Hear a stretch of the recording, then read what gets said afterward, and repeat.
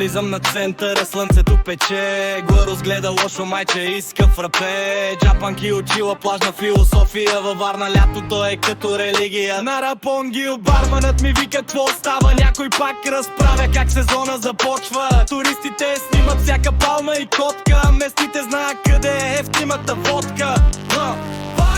Море, жега и скандали. Лятото тук идва с 3 кила сандали. Варна бит и шум от вълни. Ако се загубиш, просто следвай купона до зори. Варна море, жега и скандали. Лятото тук идва с 3 кила сандали. Варна бит и шум от вълни. Ако се загубиш, просто следвай купона до зори.